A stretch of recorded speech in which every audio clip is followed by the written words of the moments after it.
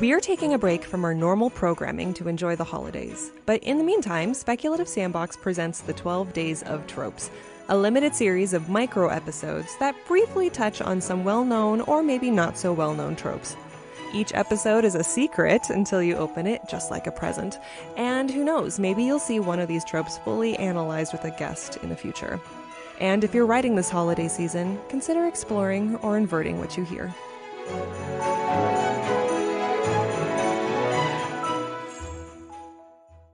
A little disclaimer, this episode contains some mystery spoilers. When I was 10 years old, I wrote scripts for my friends to act out during lunch on the playground. Yes, I was that kid. Murder mysteries were a common plot, the classic kind, where a group of characters are brought together for a dinner party before someone is mysteriously and dramatically murdered. And just like any young writer, I pulled from what I knew, pop culture. And pop culture told me frequently that either the maid did it or the butler. The butler or maid are always there, but they're generally overlooked in favor of the main cast of characters. It's easy to hide the murderer amongst the staff. They have accessibility to every room, every object, every person. Of course, they would know about secret passageways and trapdoors.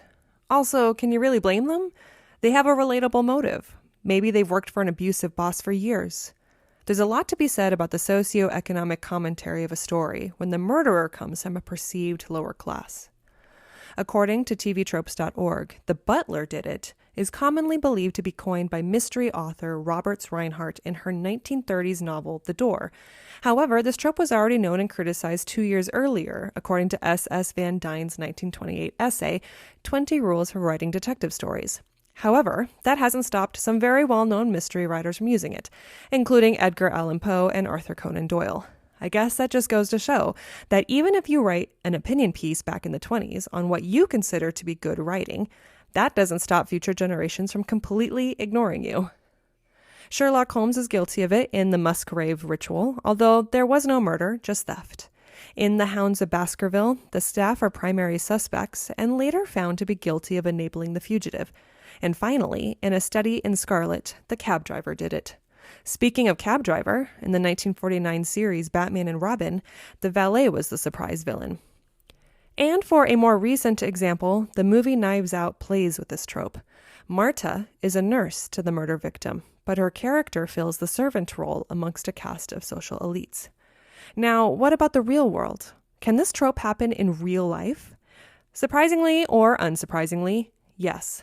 Archibald Hall, also known as Roy Fontaine, was a Scottish serial killer and thief. He became known as the Killer Butler, or the Monster Butler, after committing crimes while working in service to members of the British aristocracy throughout the 70s.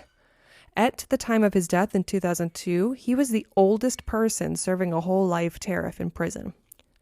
With a lengthy history of pinning murder on the help, how can writers evolve this trope? Readers and audiences seem almost ready for it. So is it even possible to avoid? How would you approach this trope? Leave your comments on our Instagram and Twitter.